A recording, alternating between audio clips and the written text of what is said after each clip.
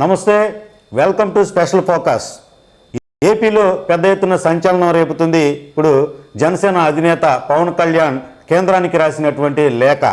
అసలు ఈ లేఖ ఏంటి, అందులో సారాంశం ఏంటంటే, జగన్మోహన్ రెడ్డి ఏదైతే జగనన్న ఇళ్ల నిర్మాణానికి సంబంధించి వేల కోట్ల కుంభకోణానికి వైసీపీ ప్రభుత్వం పాల్పడిందనేటటువంటి అభియోగాలతో కొన్ని సాక్ష్యాధారాలతో సహా పవన్ కళ్యాణ్ సాక్షాత్తు ప్రధాని మోడీకే లేఖ రాయటం జరిగింది. ఈడీ ద్వారా సిబిఐ ద్వారా ఎంక్వైరీ చేయిస్తే తప్పకుండా నిజానిజాలు తేల్తాయంటూ కూడా ఆయన పేర్కొనడం జరిగింది. దీనికి సంబంధించి ప్రస్తుతం ఏదైతే రాజధాని అంతర్భాగంగా ఉన్నటువంటి తాడికొండ నియోజకవర్గానికి సంబంధించినటువంటి సీనియర్ టీడీపీ లీడర్ తోకల రాజవర్ధన్ గారు మనతో ఉన్నారు.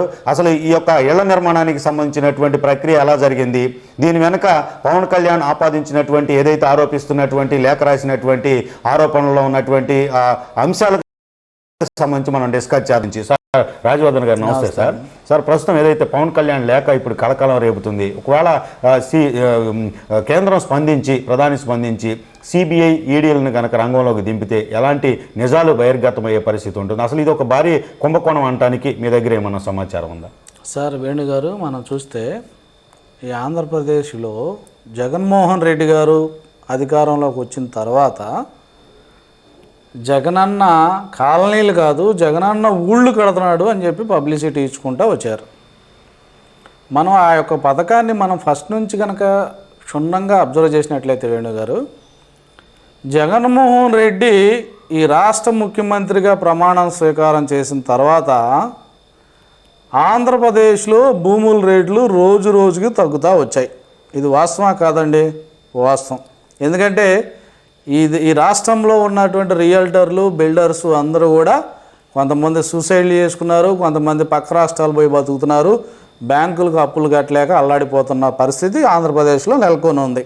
అంటే ఆంధ్రప్రదేశ్లో ఉన్నటువంటి ప్రతి జిల్లాలో, ప్రతి టౌన్లో, ప్రతి గ్రామంలో భూముల రేటు విలువ తగ్గుతూ వచ్చింది.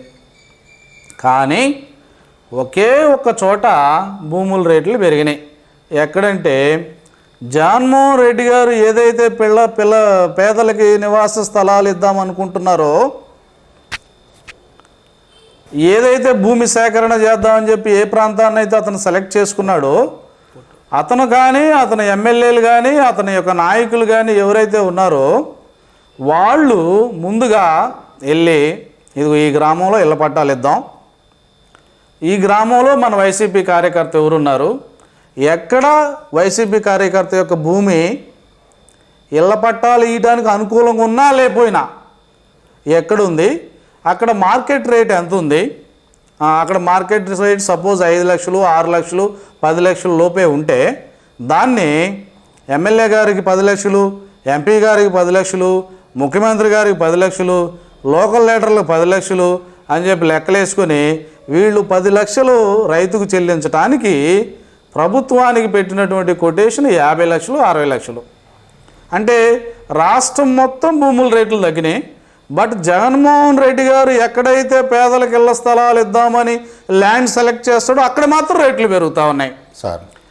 పెరిగి వాళ్ళ ఇష్టం వచ్చిన రేట్లు కోట్ చేసి గవర్నమెంట్ దగ్గర నుంచి అప్రూవల్ తెచ్చుకొని ఆ ల్యాండ్కి అంత చెల్లించేసేసి పేదలకు ఏదో మొక్కుబడిగా దేనికి సరిపోకుండా 1 సెంటు, సెంటు పావు అనే స్థలాలు నామకే వాసిగా ఆ యొక్క పేదలకు ఇచ్చి, అంటే పేదల ముసుగులో పేదలకి ఇళ్ల పట్టాలు ఇద్దామనేటువంటి ఒక సద్భావన అనేదాన్ని ప్రజలకు కల్పించి దాని వెనకమాల వేల కోట్ల ముడుపులు చేతులు మారాయి.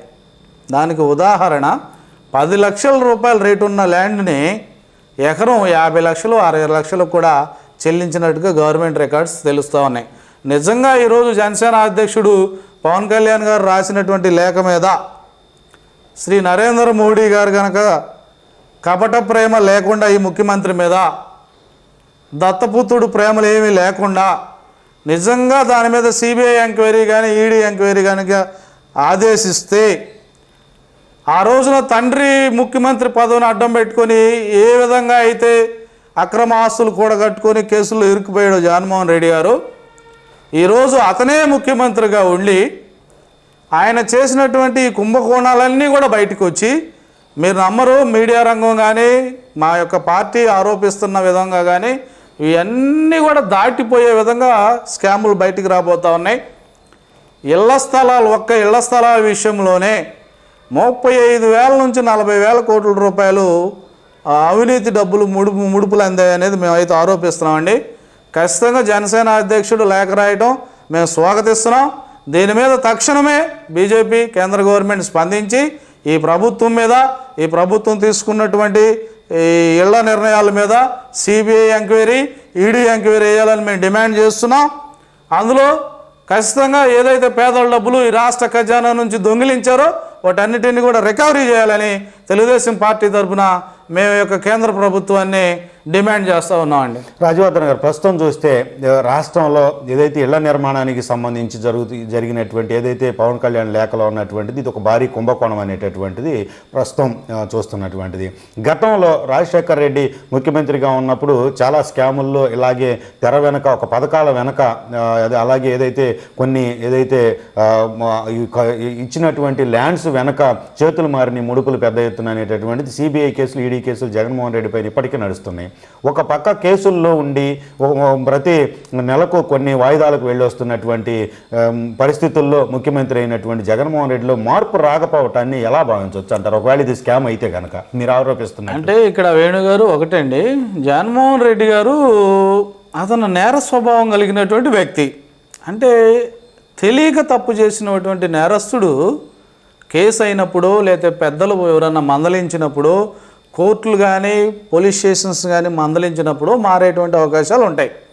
కానీ జగన్మోహన్ రెడ్డి గారు కనుక వ్యక్తిత్వం చూసుకున్నట్లయితే మనం అనాది కాలం నుంచి, అంటే అతను యంగ్ వయసు, యుక్త వయసు నుంచే నేర స్వభావం కలిగినటువంటి ఒక దృక్పథంతో పెరిగి ఉన్నాడు ఆయన ఎగ్జామ్స్ రాసేటప్పుడు టీచర్స్ మీద గొడవ చేసి టీచర్స్ మీద చేసుకునే దగ్గర నుంచి మొదలు పెడితే ఎగ్జామ్ పేపర్స్ని లీక్ చేసే దగ్గర నుంచి మనం మాట్లాడుకుంటూ వస్తే, ఆ తర్వాత వాళ్ళ యొక్క తాత తండ్రులని అడ్డం పెట్టుకొని ఆ యొక్క ప్రాంతంలో చేసినటువంటి ఫ్యాక్షన్ గొడవలు అయితేనేమి, అవి అయిపోయిన తర్వాత రాజశేఖర రెడ్డి గారు ముఖ్యమంత్రి అయినప్పుడు ఆ యొక్క తండ్రి పదవిని అడ్డం పెట్టుకొని అతను చేసినటువంటి భూదందాలు అయితేనేమి, ఫ్యాక్షన్ తగాదాలు అయితేనేమి, ఇవన్నీ కూడా ఆయన నేర స్వభావానికి కళ్ళకు కట్టినట్టు కనపడుతున్నాయండి. అంటే ఇతను నాకు తెలిసి 50 సంవత్సరాల వయసు ఉన్నటువంటి జగన్మోహన్ రెడ్డి గారు లాస్ట్ 30 years నుంచి నేరాలు చేసుకుంటూనే వస్తున్నాడు.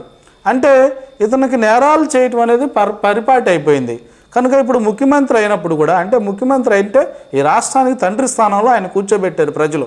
తెలుసో తెలియకో ఒకసారి చూడండి, ఒక్క అవకాశం ఏంటంటే ఆ రోజున ఈ రాష్ట్ర ప్రజలు ఏదో రాజశేఖర్ గారి బిడ్డ ఒక అవకాశం అడుగుతున్నాడు కదా ఇద్దామని చెప్పి ఇచ్చారు.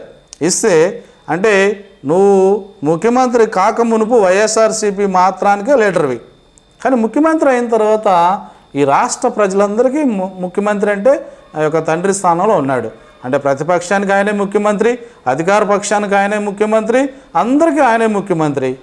ఒక కుటుంబానికి తండ్రి అనే వ్యక్తి పిల్లలు చిన్న చిన్న పొరపాట్లు ఏదైనా చేసినా కూడా ఆ యొక్క పిల్లల్ని పిలిచి మందలించి వాళ్ళని సరైన గాడిలో నడిపించాల్సినటువంటి తండ్రి స్థానంలో ఉన్న ముఖ్యమంత్రి ఇతనే భూదందాలు చేస్తూ, ఇతనే శాండ్ మాఫియా నడిపిస్తూ, ఇతనే లిక్కర్ మాఫియా నడిపిస్తూ, ఇతనే పరిపాలన మొత్తాన్ని ఏదో 2-3 చేతుల్లో తెచ్చేసుకొని అన్ని వ్యవస్థల్ని నిర్వీర్యం చేసేసి మంత్రులందరినీ డమ్మీని చేసేసి ఎమ్మెల్యేలకు ఒక్కరికి కూడా అపాయింట్మెంట్ లేకుండా, ఒక్క మంత్రిని కూడా ఫోర్స్లో లేనికుండా అందరినీ డమ్మీలు చేసేసి వ్యవస్థలన్నీ అతని చేతుల్లో, అతని కబంధ హస్తాల్లో పెట్టుకొని అధికారులను బెదిరించి పోలీసు వ్యవస్థని నిర్వీర్యం చేసి తప్పులు చేసుకుంటూ పోతున్నాడు. రేపొద్దున ఈ బీజేపీ ప్రభుత్వం కనుక చిత్తశుద్ధితో నిజంగా సిబిఐ ఈడీ ఎంక్వైరీ కనుక ఆదేశిస్తే జగన్మోహన్ రెడ్డి బ్రతికున్నంత కాలం ఈ యొక్క శిక్ష అనుభవించాల్సి వచ్చింది.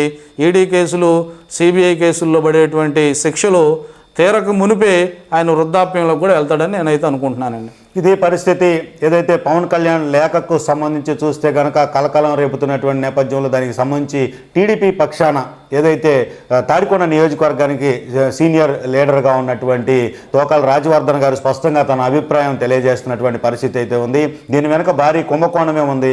డెఫినెట్గా కేంద్ర ప్రభుత్వం మోడీ ఎవరైతే జగన్మోహన్ రెడ్డి పైన నిష్పక్షపాతంగా వ్యవహరించి దర్యాప్తుకు గనక ఆదేశిస్తే ఈడీ ద్వారా కావచ్చు, సిబిఐ ద్వారా కావచ్చు, ఇదంతా కూడా పెద్ద ఎత్తున కూడా ప్రజాధనం లూటీ చేసిన పరిస్థితే, ప్రజాధనం కుంభకోణానికి ఏదైతే పాల్పడినటువంటి పరిస్థితే ఉంది అనేటటువంటి అభిప్రాయాన్ని కూడా తెలియజేస్తున్నటువంటి తీరు. మరి బీజేపీ ప్రభుత్వం మోడీ ఎలా స్పందిస్తారనేటటువంటిది చూడాల్సినటువంటిది.